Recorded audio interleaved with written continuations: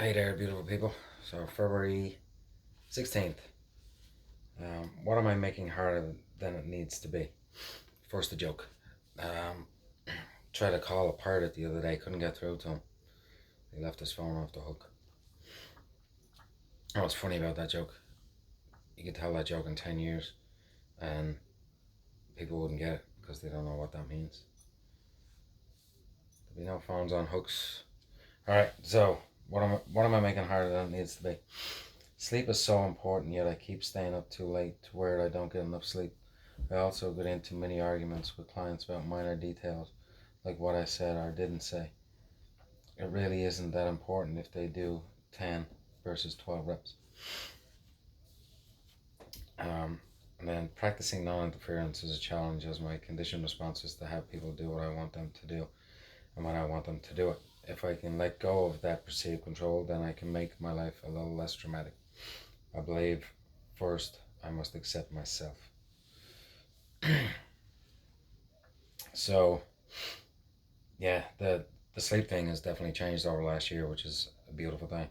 Um, I mean, when I'm tired, except for last night. Last night I ended up falling asleep on the couch. But when I'm tired, I just go to bed. So I'm normally in bed by about 9:30 and sleep by 10 most nights because I'm getting up at 4 in the morning, 4:15. So it's yeah, that's been a big change.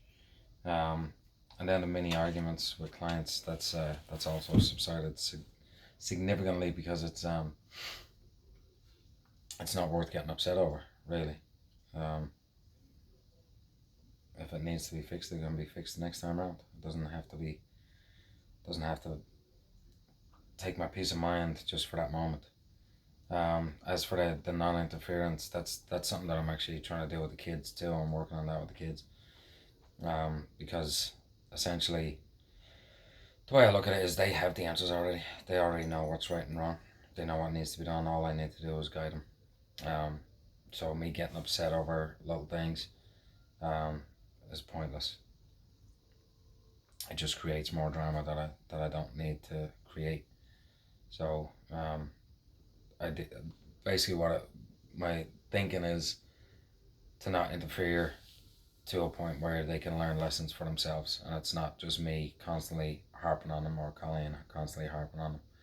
It's them learning mistakes for themselves, and that's hugely important. We don't want to baby them. We want them to understand that there are failures when you don't do things when and how they're supposed to be done.